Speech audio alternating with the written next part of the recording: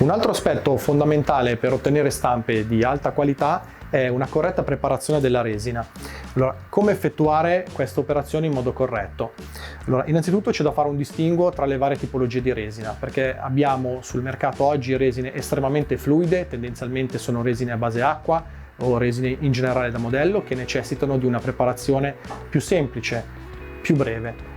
Dall'altra parte invece abbiamo resine molto più tecniche, come quella per provvisori in ambito dentale e in generale resine caricate, che sono molto più dense. Questo ce ne accorgiamo semplicemente agitando la bottiglia della resina a temperatura ambiente. In mano ci rendiamo conto di avere una sostanza mielosa all'interno. Questa tipologia di resine deve essere obbligatoriamente preparata in modo corretto e accurato. Come farlo? 3D Business ha sviluppato il Mixer, che è un dispositivo che si preoccupa esclusivamente della preparazione della resina, quindi si va a inserire la bottiglia con gli adattatori, o anche in caso di bottiglie rettangolari abbiamo l'adattatore per poterla inserire, quindi si va a posizionare all'interno la resina, si chiude e si attiva il dispositivo. Allora, in questo momento la resina viene mescolata girando, ruotando sul proprio asse, e grazie a un sistema di aria calda soffiata viene portata alla temperatura target in modo estremamente veloce.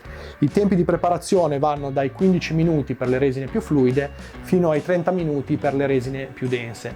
Le temperature di set point variano dai 30 gradi, anche qui per le resine più fluide, più liquide, già a temperatura ambiente, fino ai 45 gradi delle resine più tecniche.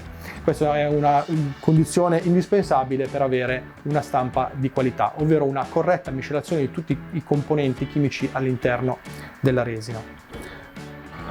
Quindi passati i 15-20 minuti necessari per la preparazione della resina, si va a spegnere il miscelatore, si va a prendere il nostro flacone, la resina a questo punto è calda e fluidificata, miscelata senza inglobare aria. A questo punto possiamo aprire la nostra bottiglia e versarla